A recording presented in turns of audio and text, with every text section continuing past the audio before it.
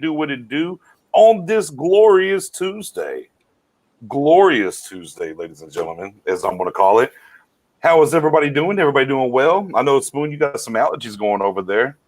Yes, sir. Terrible. The Stephen Jones allergies. Stephen Jones allergies. Jeez. Mariella, how are you doing today? Good. Good. Once again, give it a like, give it a share, get it around. Let's build it up. Let's make it do what it do. I see my boy Brian is in the building. Said glorious day as always. Beer gang on deck. You already know. We got some roster moves. We did some calculations, man. We got some talking going on. As always, if you don't know, you can head over to YouTube right now. We're live on YouTube as well. Here or there, we get your comments up and everything. So with that being said, let's kind of jump into it. We got some things going on. We got some roster moves, right? We definitely had some things happening. With that being said, anything that jumped out before we dive into the list, anything jumped out that surprised you with the roster moves, or? I mean, I was looking forward actually to the kicker battle, but that's not gonna happen now. So, big facts, Spoon. Nah, I was looking forward for the trade talk from Stephen Jones, but I'm patient to wait. Well, he didn't say trade talk. Stephen said you want to add a couple of pieces. Excuse me, add a couple of pieces. I'm just being patient. Yeah. I mean, come on, be patient a little bit. You gotta. I mean, Mary, tell him again. It's not gonna happen. 0.00%. 0.00%. You heard it from the First Lady of Stargame. But with that being said, so let's just kind of run it down from the top. Let's get it going from top down real quick, right? Let's go with the guys that opted out. Okay. We had Jamaz, Ola, Walla Walla Walla. I can only do one O name, and I'm running with my guy Olana Lua. So he opted out. Gudry, the wide receiver, he opted out, and Kennedy at cornerback, he opted out, right? And then the Cowboys made some cuts, right? The Cowboys cut Kamara at the linebacker. Well, they didn't really cut him. They stashed him on IR undisclosed, so he'll be back next season. Then they did do some chopping to the special teams. Cobra Kai Forbath, no battle, as Mary just alluded to. We kind of talked about him maybe being one of the guys that was going to be on the cusp, but we thought we was going to get something in camp. But we all, we said he was behind the eight ball coming into this thing because he is the leg for sure is Fossil's guy from the Rams. So they went ahead, ripped that Band-Aid off. They also went ahead and cut the rookie long snapper as well in Fortunato. He's up out of there as well. So we kind of know what the special teams is going to look like. No, I mean, it's going to be Chris Jones. It's going to be Greg the Leg Zerline. And then, of course, the old Stampy, LP. I think he's played for like 20 million years. And he's still going to be out there snapping for us.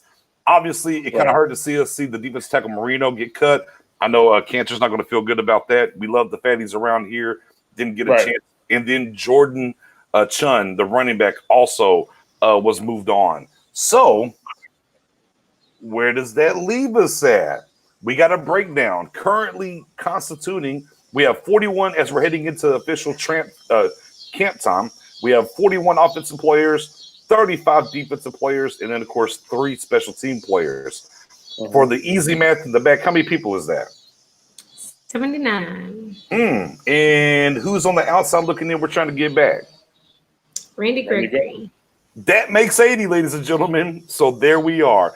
That's the 80. If we are to add any other piece at this point, somebody has to get removed off the roster. But they have officially made it down to the 80, quote unquote 79. We anticipate that Gregory's coming back to make it the 80. The 41-35 disparity, how does that hit you? How does that make you feel? Did you think maybe we need some more deepness to what we got? I mean, I don't know. What do you think? Here we are. We kind of looked at the roster overall. We've looked at the breakdown. We kind of know what's happening. Anything jump out? Anything makes you feel like a little queasy, or you think you're comfortable heading into this thing, Mary? I mean, I'm still uncomfortable with what we're going to do at the DB spot at corner and safety. Just want to see how that plays out. Mostly, I think we'll be fine. Like I said before, I think we'll be fine. There's some guys that we talked about we really wanted to see, and also, if our front seven is better, and that helps our backfield. But I'm more so worried about the possibility of injuries and how that will just thin out an already thin group. Right, Spoony.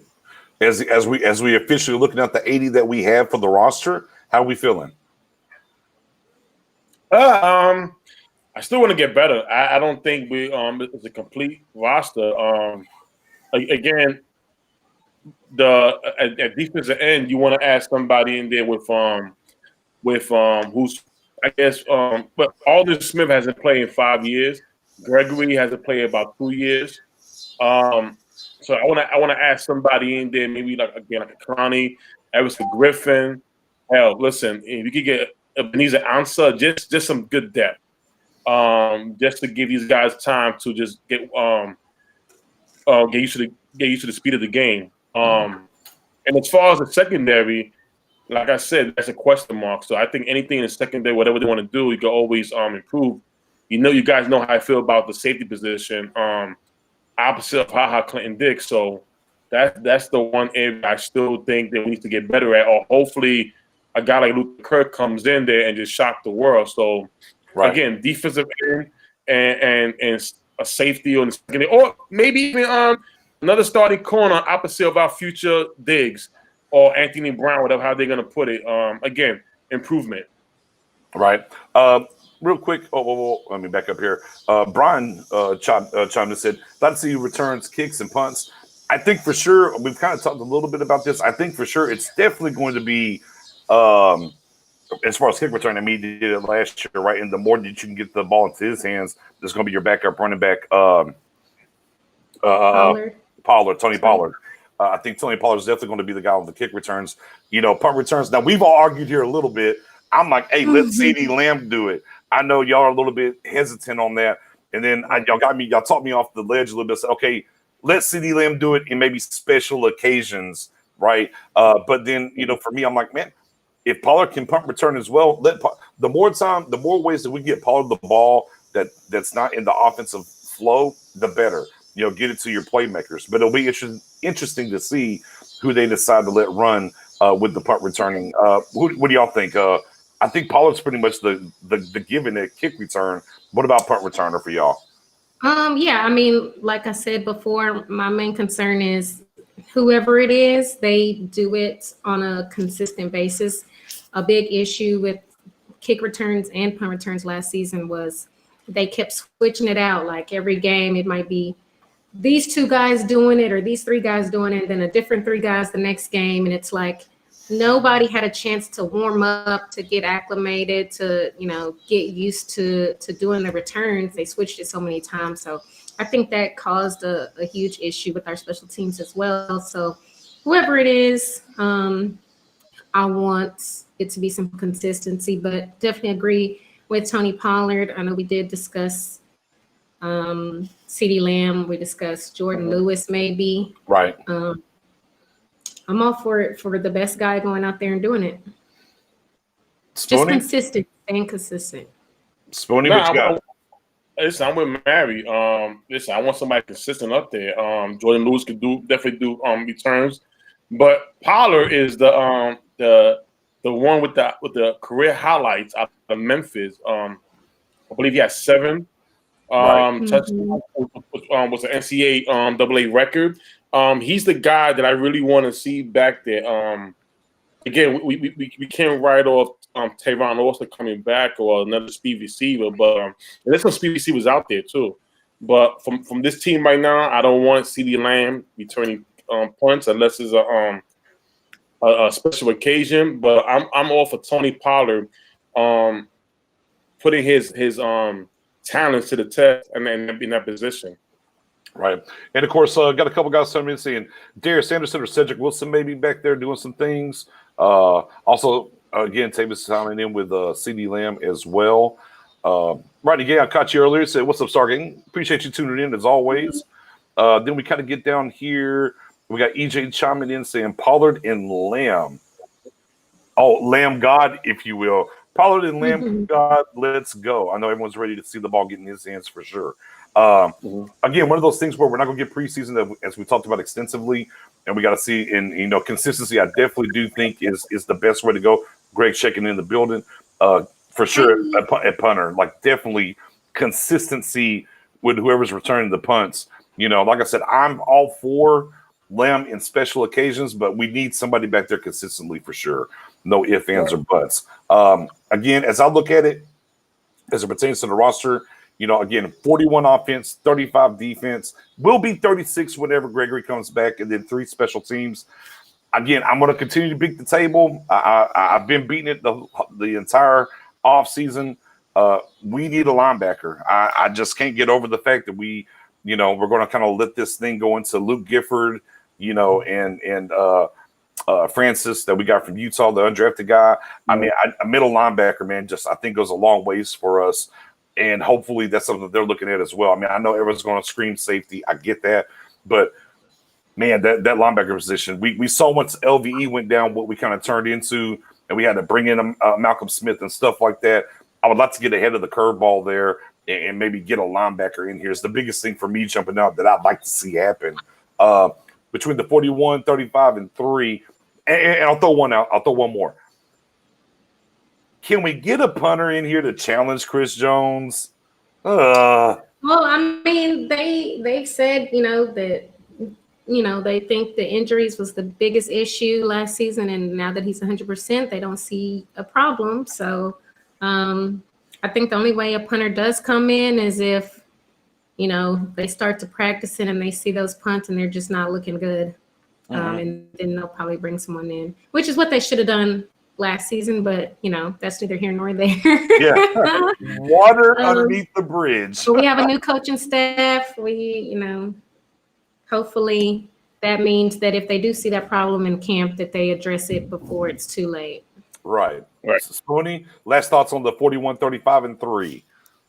Or 36. Let's go and call it 36. Yeah, listen, like I said, if I felt before, add talent.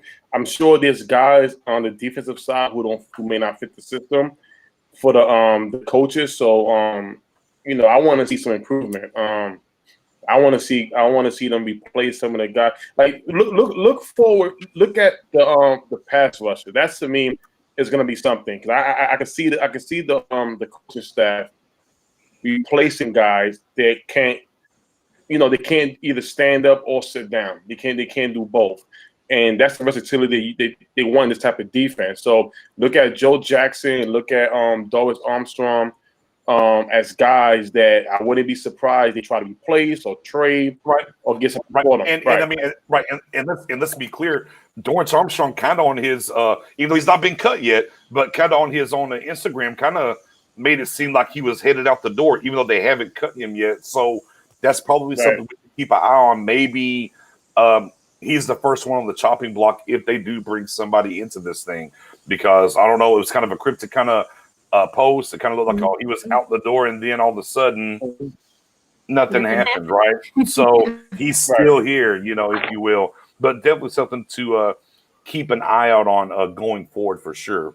With that being said, the roster is what it is. We finally to that quote-unquote 80 as soon as Gregory's back on deck. So we're moving forward. And a part of moving forward is we got a little bird's eye view of the old ball coach, if you will, Mr. Mike McCarthy, speaking to the guys for the very first time. Albeit a very short, we got like the minute 30 of it, if you will.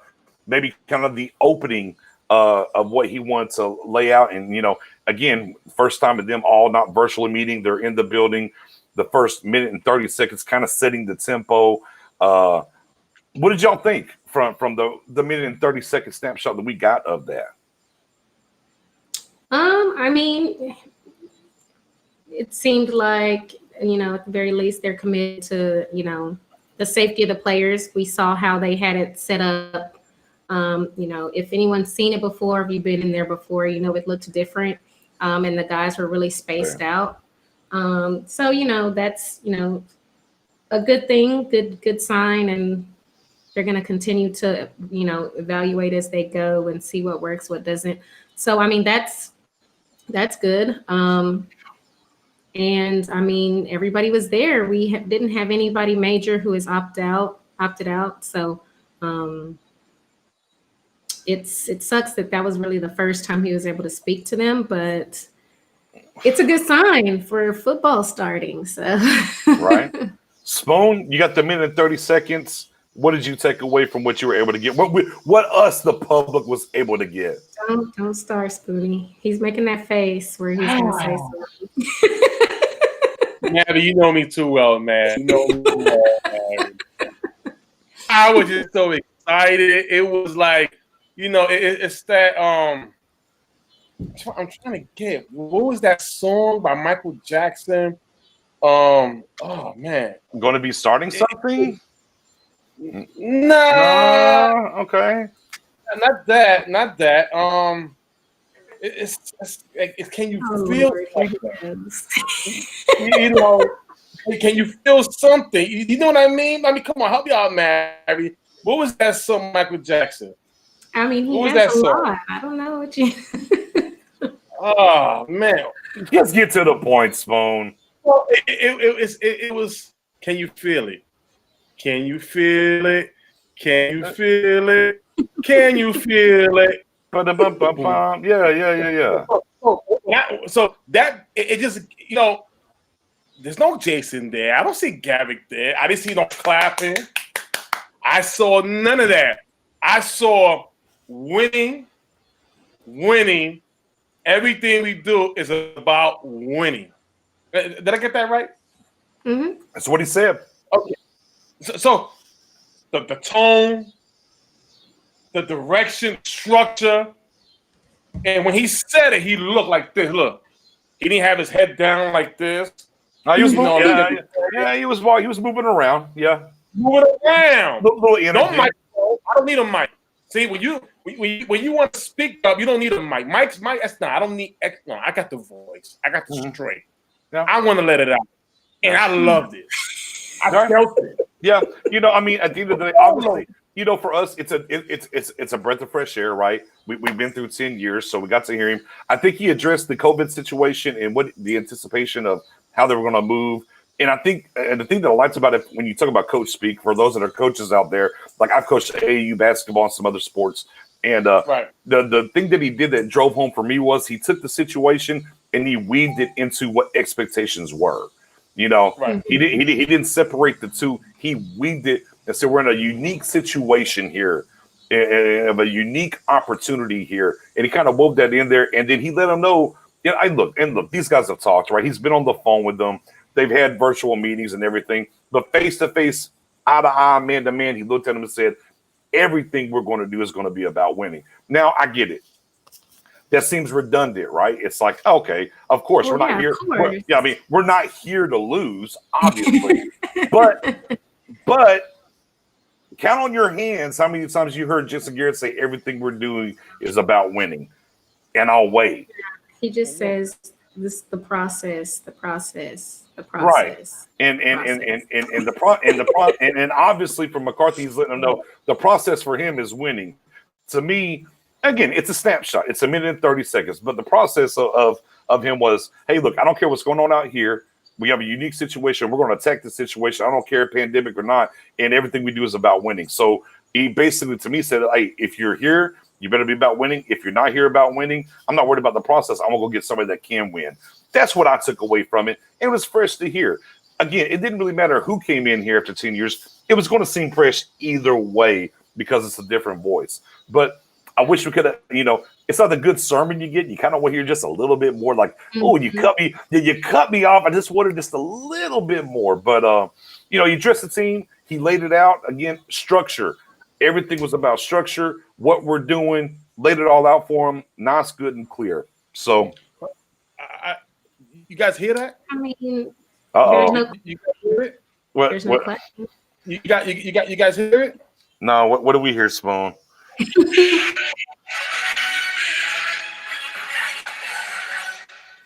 Yeah, there you go. Yeah, it's early. Let's go. Another good thing too about this is go ahead, I Mary. saw I saw Jason Garrett and he was wearing New York Giants colors. That was amazing. I was like, wow, this is beautiful. Also a little off topic as well. A little off topic as well. And literally, I went to Twitter and I unfollowed the GOAT Witten today because I saw him in the Raiders gear and I'm like, no, I'm done.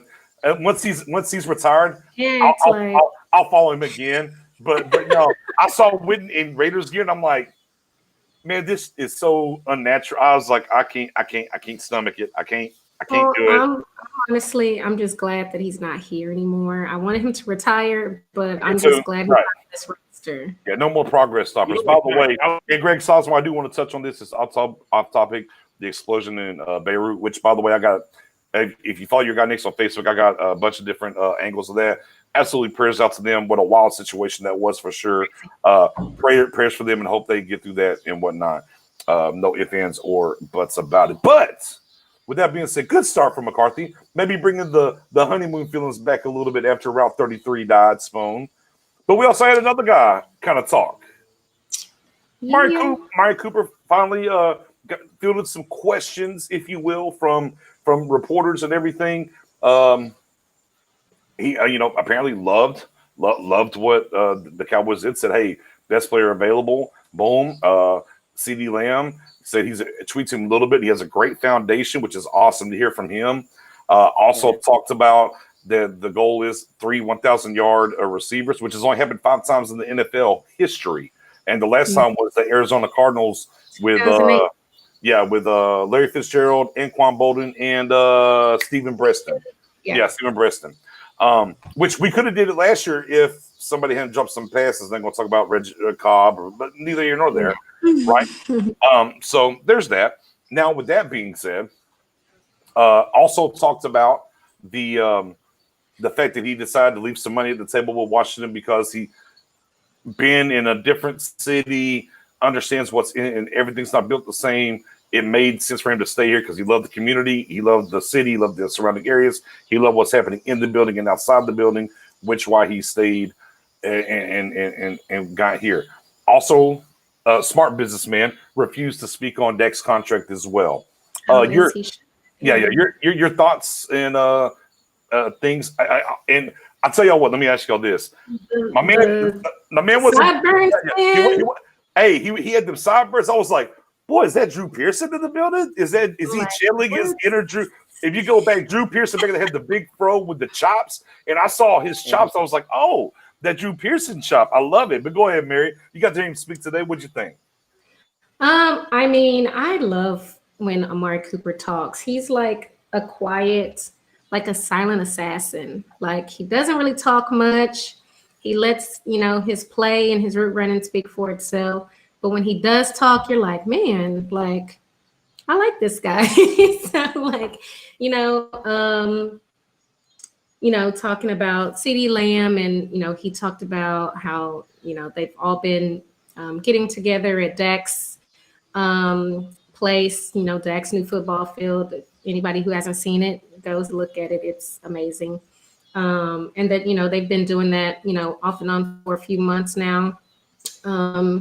It was good to hear what we've all kind of, Cowboys fans have been saying this over and over and over again, but for whatever reason, like rival fans never believe us. Like he really did want to be here. Like he wanted to be here. He said it several times, but he proved, he let his actions back up what he was saying because he could have had more money. And, a guy his age, that young, he could have had more and they normally would have taken it. But another reason why he's such a great person, a great player, is because he realized the opportunity he has here. And even though it was less money, he knew that it would be a better decision for him. So the more he talks, the more you just love him for who he is. So, that was amazing. I was glad that they spoke to him today.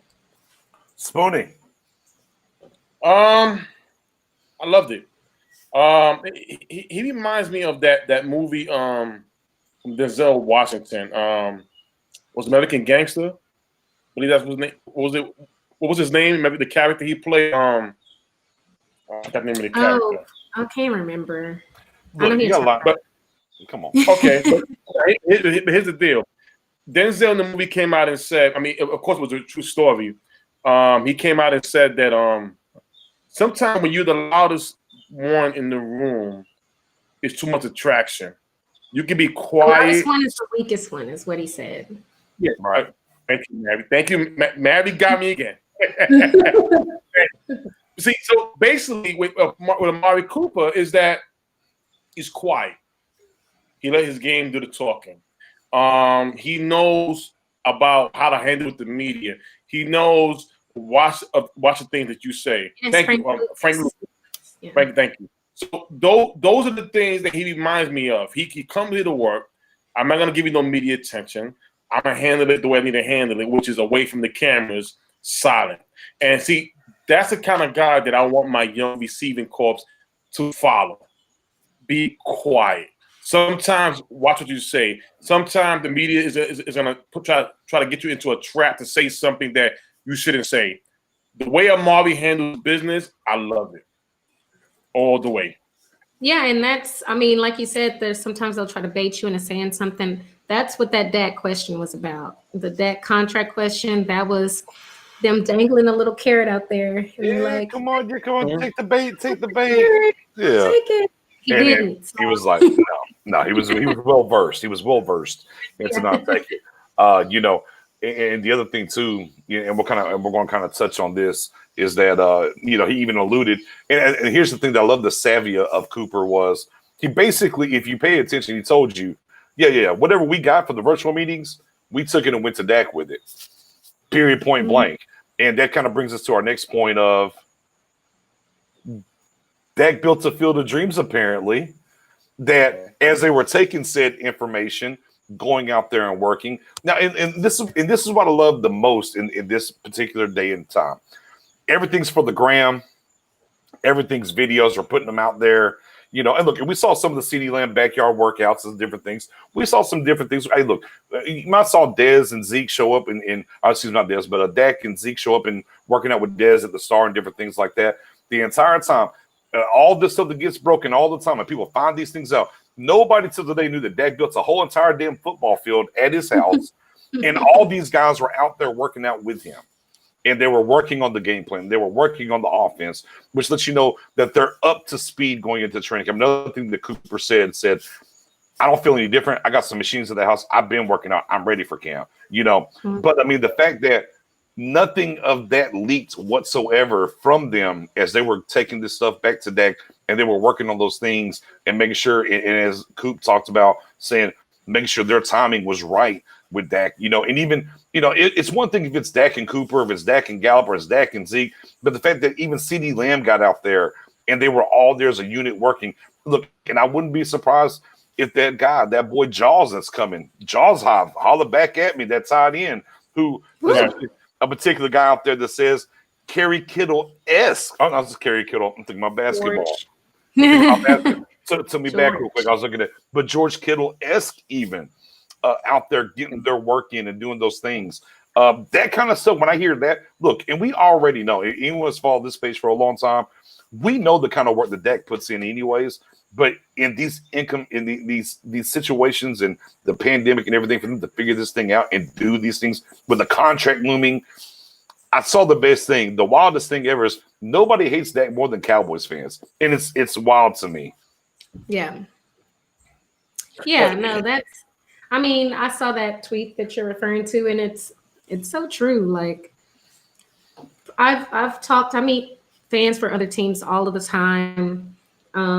Start talking football, and I get asked all the time, why do Cowboys fans hate Dak? Like, why do Cowboys fans hate Dak? Like, why? Like, there's no reason. He's like the kind of guy you would want to be leading your football team. So they find it very odd too.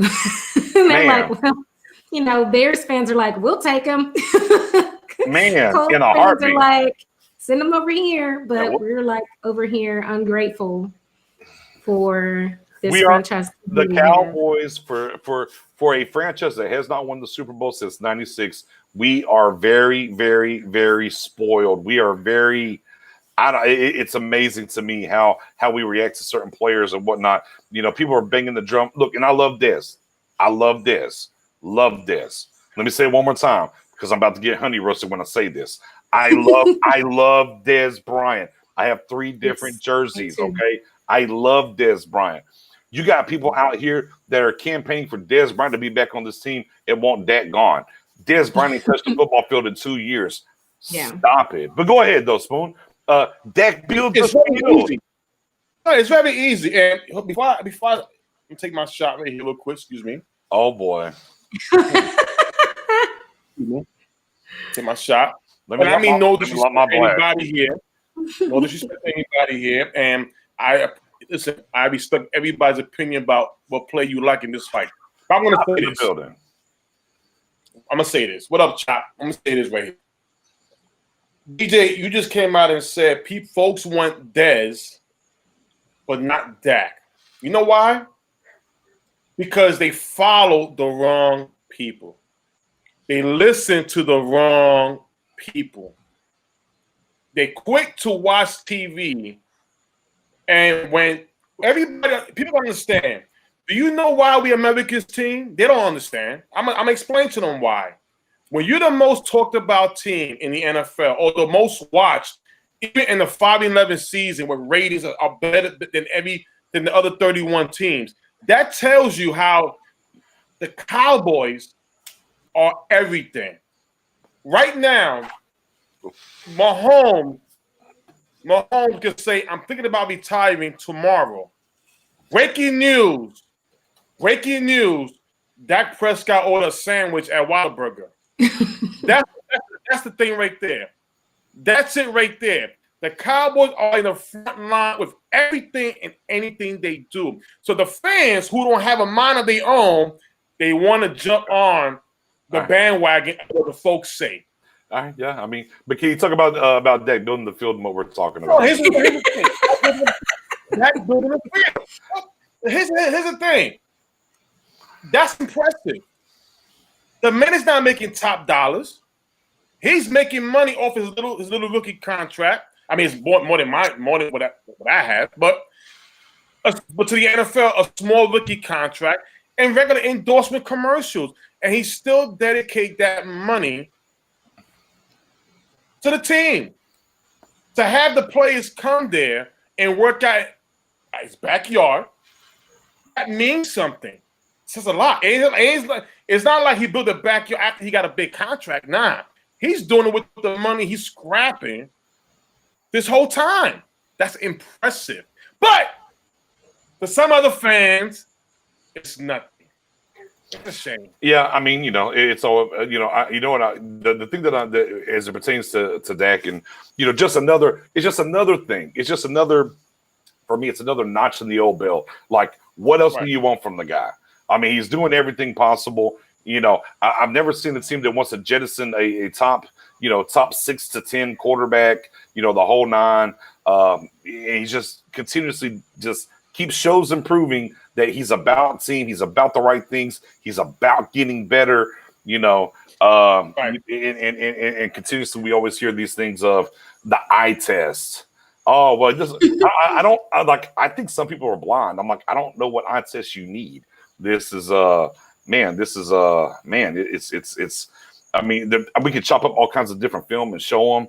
It's like you remember Bird Box and the guys like opened the eyes for him. Like, my God, that's me. I'm like, I'm trying to open their eyes. I'm like, what are y'all looking at that I don't see? I don't even argue about Dak anymore. I'm just like, sometimes I, get sucked into making one or two comments, but this point now, I'm just like, you're either blind or you're trolling. Either way, I don't get paid to argue with and school you on this, so I'm moving on. There it is, that part. Spoon, I'll let you finish this off on this one. Yeah, here's the thing. If I had an NFL wish, 3 wishes. One of my wishes would be, I wish I was some type of magician where I have 2 doors. One door is the door of Dak Prescott. The other one goes back into time of watching football with the quarterbacks we had after Troy I don't want to Aikman. go back. I don't want to go back to those days. No. We married. We good, Mary. BJ, we good. The other fans, send them there. Yeah, they can live there. I mean, listen. We're talking about Matt Castle, Brandon Whedon, Stephen McGee. You don't even have to. You know, Rick Stormer. Go ahead, Mary. Ryan Leaf. Hold on. Go ahead, My Mary. thing is like, even if you don't even have to go back like super far. Like the year before Dak got here, we have Ezekiel Elliott because we could not win a game without Tony Romo. We had to watch Love Him to Death as an OC, but we had to watch Kellen Moore out there. We had to watch Brandon Whedon. We had to watch Matt Castle. I'm only saying Matt Castle's name out loud right now because my husband's not here. But if he was here and he heard me say that name, Julian would lose it. It is true. Wait a minute. So now we know he's a Superman, but if you say Matt Castle, oh my God, it's doomsday. Yeah. But again, I'm not allowed to say Matt Castle's name in this house. And so that's how hard it hit him. He was like, what is wrong with people bringing up that name? And now they don't like Dak. Did they see what we had to deal with even just that 1 year? and again, you know, and to kind of wrap this topic up per se, I mean, think about this. I don't have a contract. I'm tagged. I'm working on things, whatever. And let me build a field to bring the guys here. Let's get it in. Again, he's all in for the team. He's all in for winning. He's all in about the right things. And I don't really know what else you want from him. But I guarantee you, mark it down, bookmark this, capture it, bring it back and play it to me. If indeed we do have a season, y'all know I'm kind of iffy on that. But if we do have a season, I guarantee you Dak's going to make y'all eat words again. He's going to play well again because he's always responded to the bell. This is just another niche. I mean, one thing's a fluke, two things. So again, even with all the chips on the line, here he is working for the team that hasn't paid him yet and getting right to be ready for this season to go forward with the new coaching staff and everything. I mean, I just salute him. I mean, the mental fortitude that Dak has, I think a lot of people don't understand and don't grasp from what he did as a rookie and what he had to step into to what exactly he's doing during a contract negotiation as he's tagged to do these kinds of things. Just salute to him. And I'm happy that he's here to be leading us. And I hope, you know, we do have a season and we can see, you know, as we call it around here, that scorched earth offense. Woo-hoo! All of my CFOs, COOs, and of course the CEO of the SEOs in the building. You can get that shirt, by the way. It's tagged in the group and the page. You can get you one of them nice fly shirts. But for sure, I'm happy he's going to be here for another year. And again, I think he'll be here long term still. But just another one of those check marks that he did once again, showing that he is the guy moving forward. Let me get a couple comments here before we move on to the next one. Oh, we got the boy Antoine Beasley checking in from Louisville, Kentucky. What's going on? Hope everything is good your way. As always, shameless plugs. Give it a like, give it a share. We got about another 20 or so minutes. We're going to be rocking on here directly after this. For those, if you haven't found out yet, we have a YouTube page, Stargang. It's up on the page. It's up on the group. Go like, sub, everything after this Me Spoon. And we got a special guest, Jay Tuck from Cowboys Fans Only on YouTube is going to be joining us over there for the after party at 9:30 Central, 10:30 Eastern. Come in. Same format. We're going to have a good time there. Maybe let our hair down just a little bit more, although I think our hair's pretty much down now as it is. Let me come here. Let me see. The Buddha said, Dak got the baldy now. That's that in too deep. In too deep. Yeah, I'm with you there. Hey, good stuff. Hey, that's a great movie, by the way. Great reference there as well. Jerry also checking this says, boom. I agree. Dak will prove his worth above and beyond. And Mendoza checking in saying fans think the QB is plug and play. And it's definitely not. It really I'm saying, look, and let me backdoor on that, guys, real quick. I know I said we're going to transition, but I've literally seen people, certain groups, I'm not going to call nobody out here, it's not what we do, and certain tweeters, if you will, say the Cowboys should throw the season away to go get Trevor Lawrence. And I'm like, you just don't want to win? This ain't the NBA here, guys. hype. But my thing is like, do you pay attention as a fan? Dak would never throw a game or throw a season. Like it's just not. And I don't think Zeke would do that. I think as far as a lot of our players go, they just aren't that style of guy to want to throw a game like that.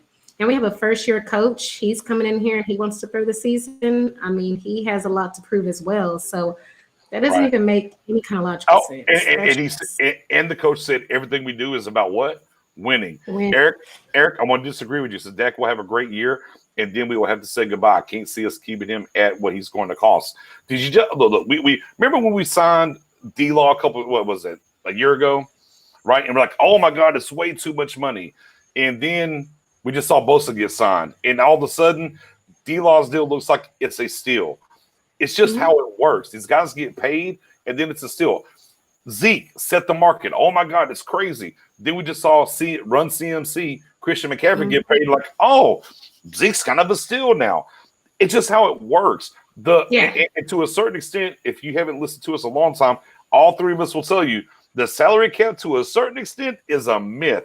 They can sign and go do whatever they want to do in a lot of different ways.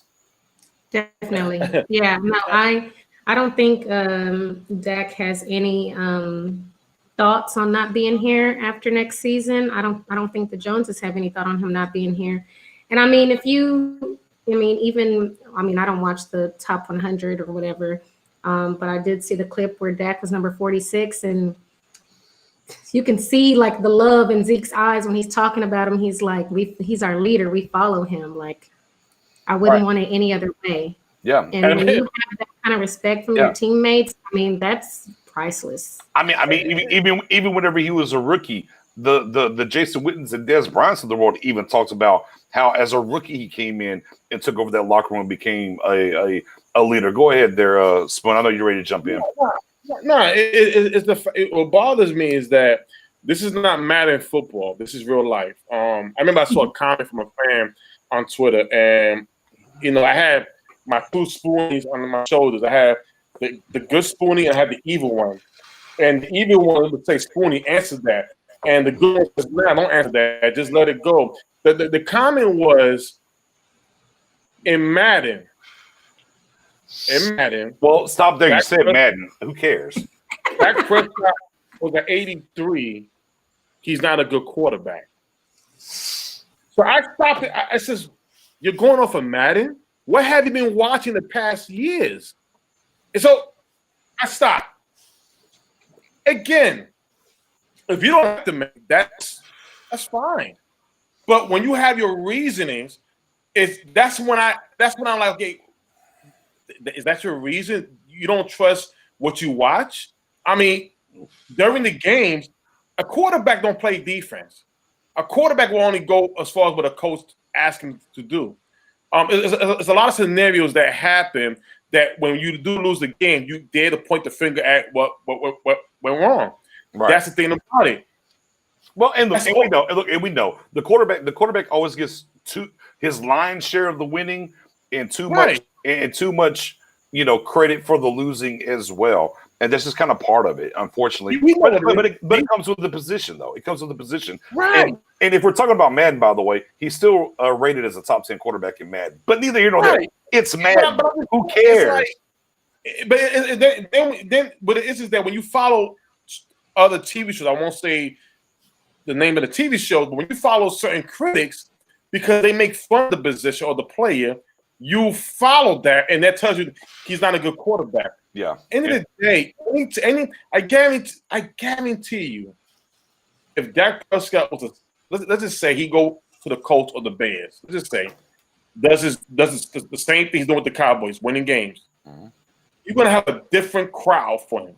Mm-hmm. Then when you see we are struggling at the quarterback position, you're gonna say Jerry and Steven are dumb. They messed up. Well, it's a flop. That's a good transition, but I do want to touch this. As Greg Sussman said, from year to year, it changes so drastically. It's crazy to talk about the contracts, but that's what that's what we preached here. Yeah. The business of the NFL is whoever is next up gets the contract. It's just how it works. Like, I don't care. Like, people want to talk about stats and this, they want to nitpick and odd test. That doesn't work when it comes to the NFL because these aren't guaranteed contracts the way that they work. So the next man up gets paid.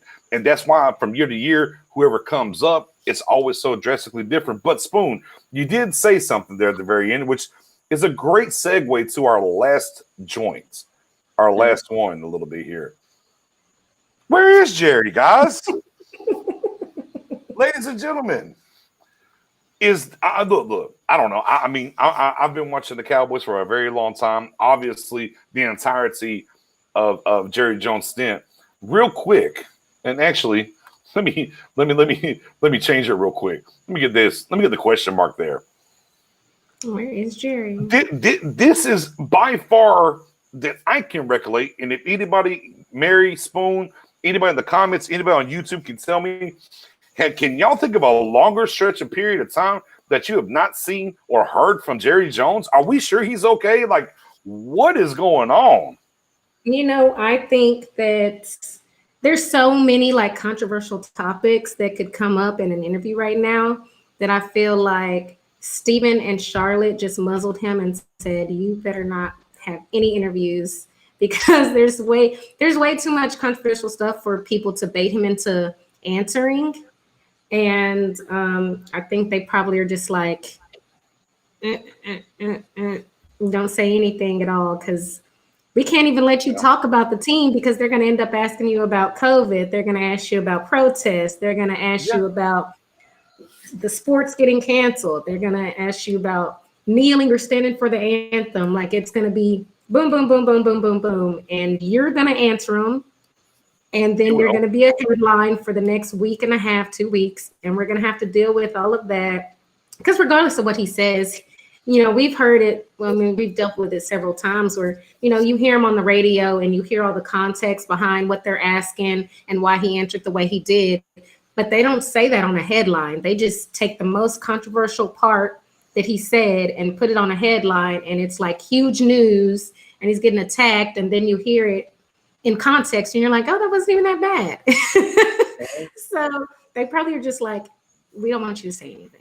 Right. I mean, obviously, Steven's been on the radio locally. Has had some things to say, so on and so forth. I don't think they really pressed him on all those other issues, but he's not Jerry. And I do agree with you because he's going to get asked those questions.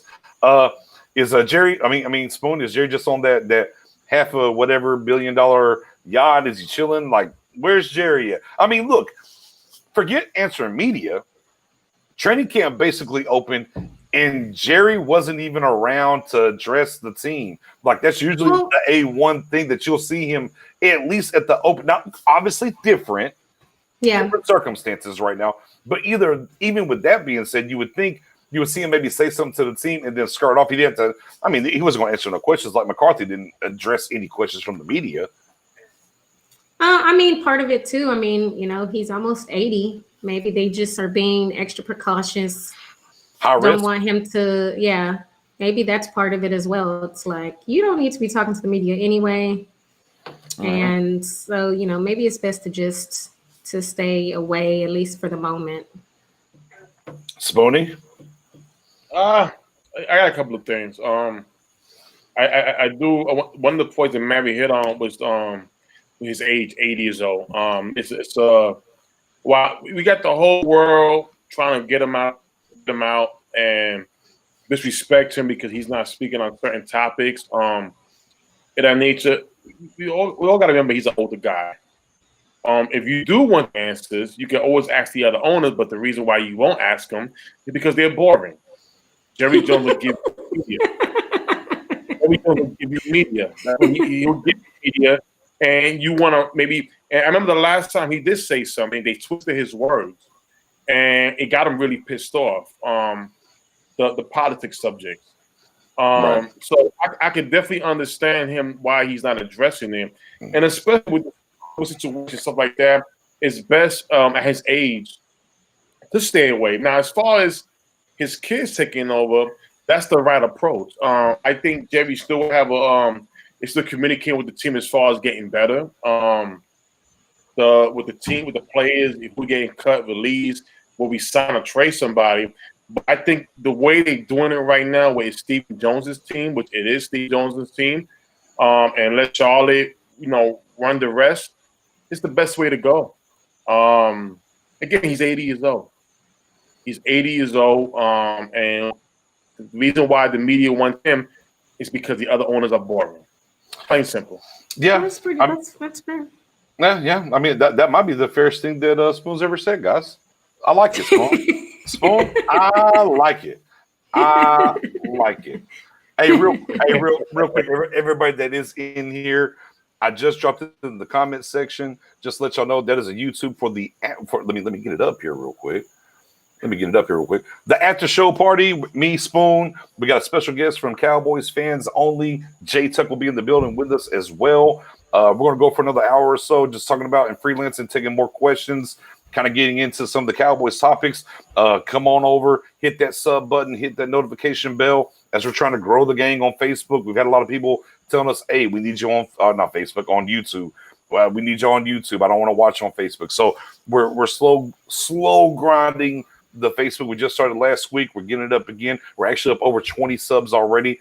Hey, we got to build all the way up, right? We're trying to get that silver plaque. The silver plaque gives us 100,000. So got to start somewhere. That's where we're starting. Absolutely, come on back through and check in with us for the after show party at 9:30 Central, 10:30 Eastern. But back to the Jerry scenario real quick. Something I've always said as it pertains to Jerry.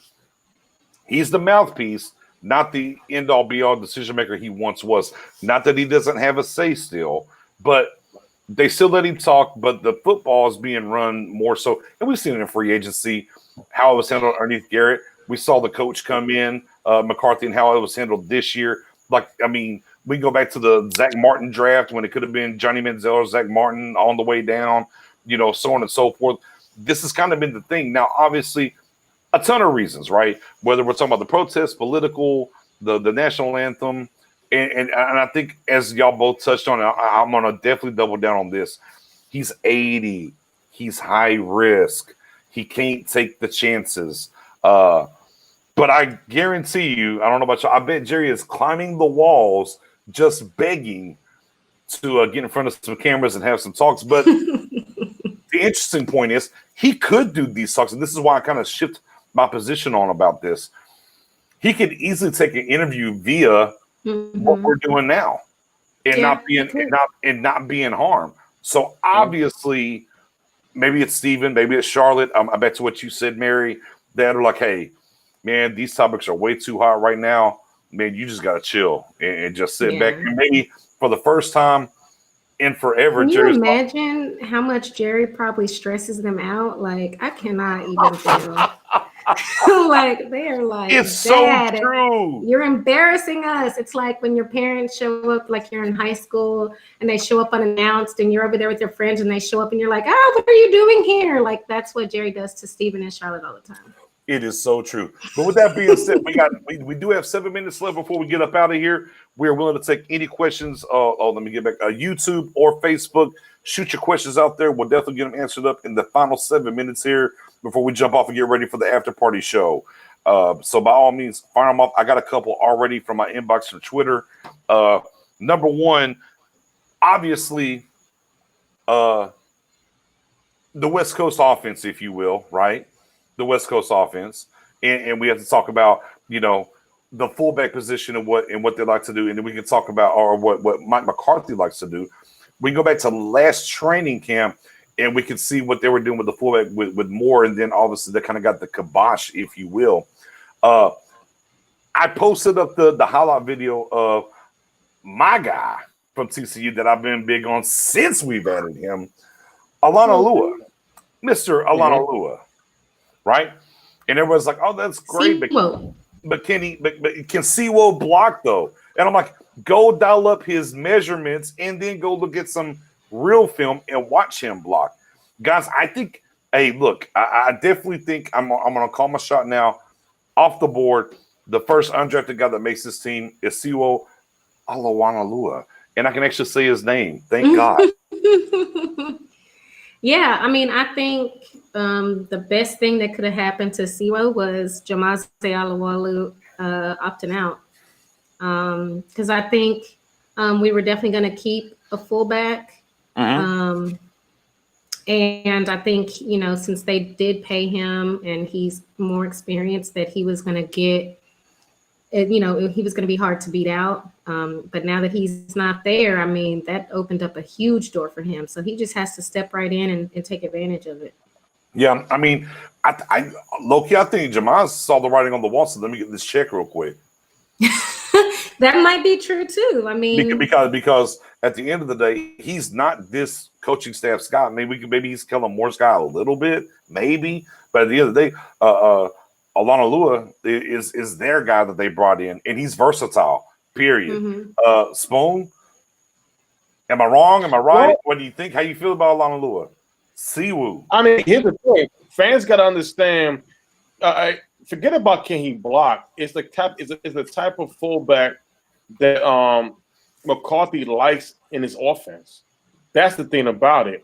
Actually, and I'm going to challenge you on that, Spoon. I think he's even more than what McCarthy likes. I think I think he's Coon, right, from Green Bay, but more versatile even. Right, and see, and that's the thing about it.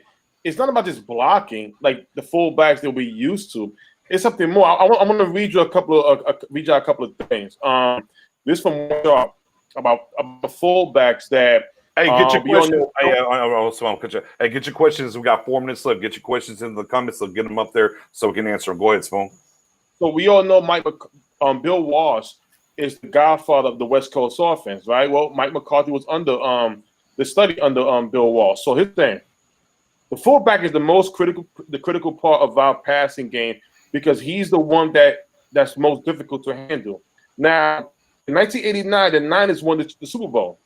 A Super Bowl winning team with Joe Montana, Jerry Rice, Craig, and Steve Young. Walsh said his fullback was the most critical piece.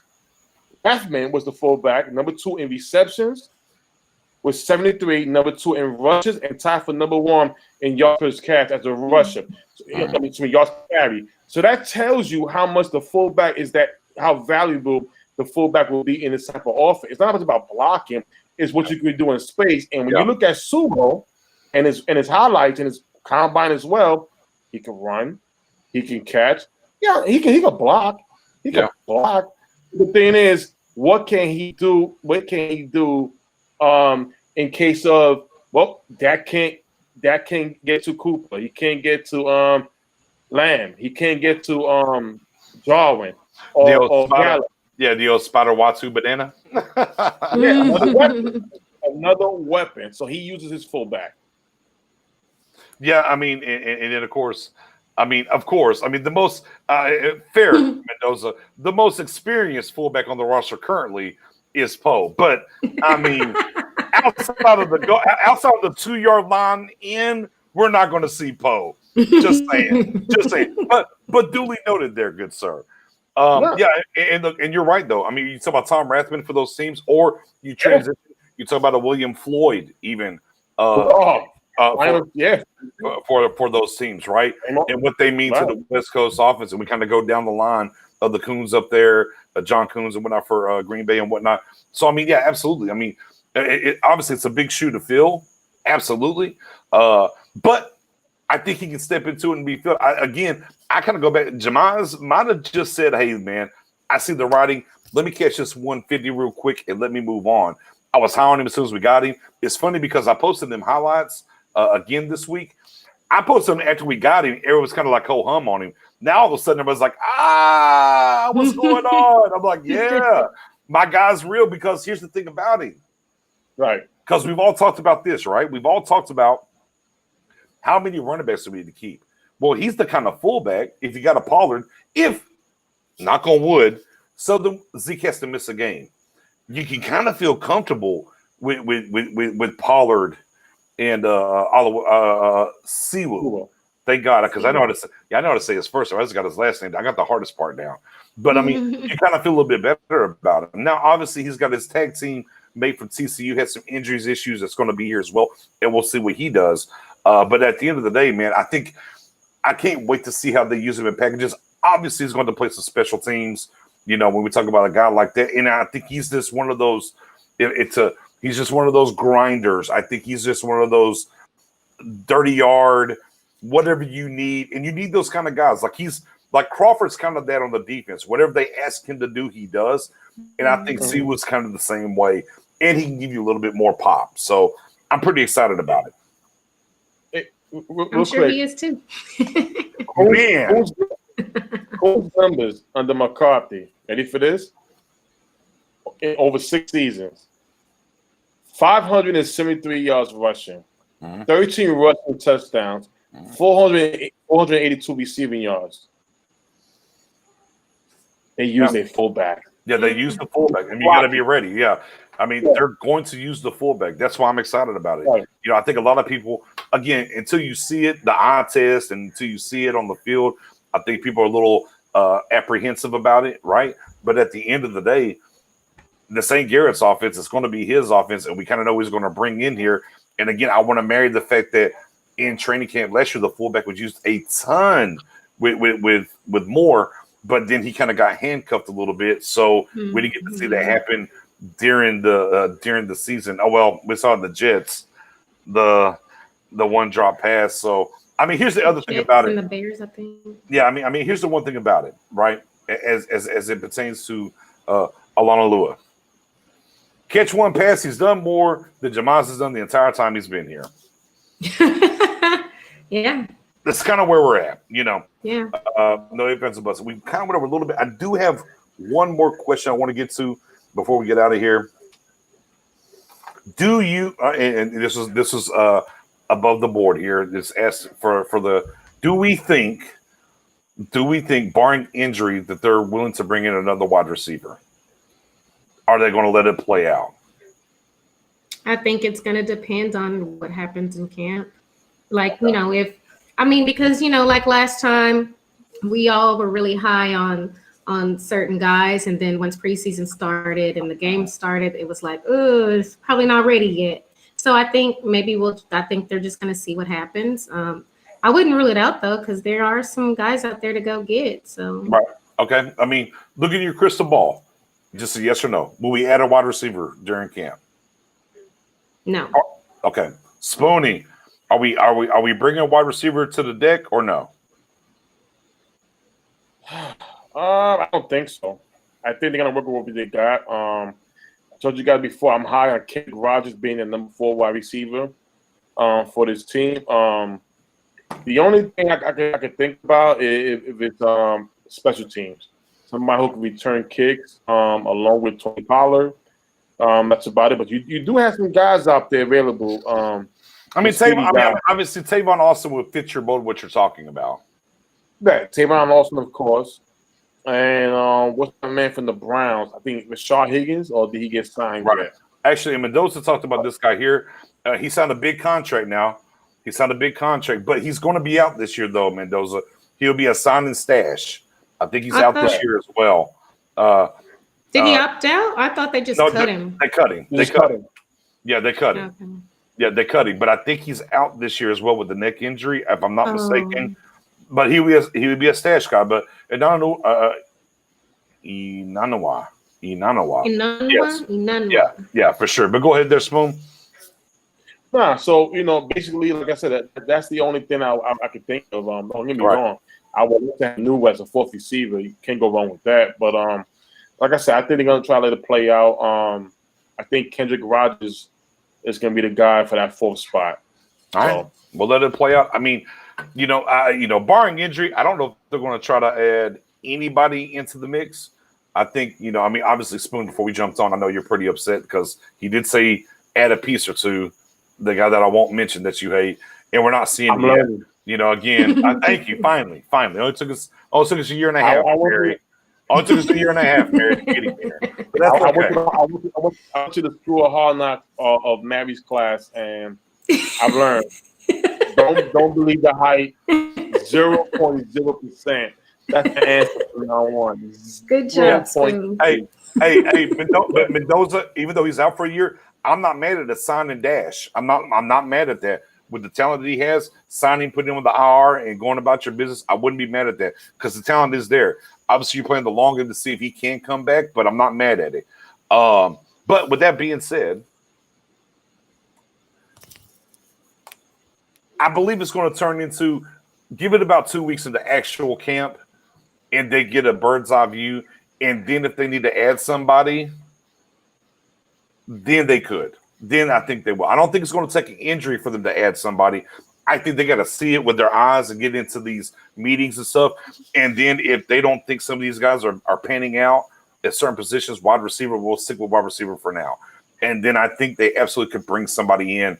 I don't think it's going to be somebody, like I said, I'm talking about Percy Harvin, Tavon Austin, bring him in as a specialist, let him be the punt returner, give him some different things. I don't think it's going to be that.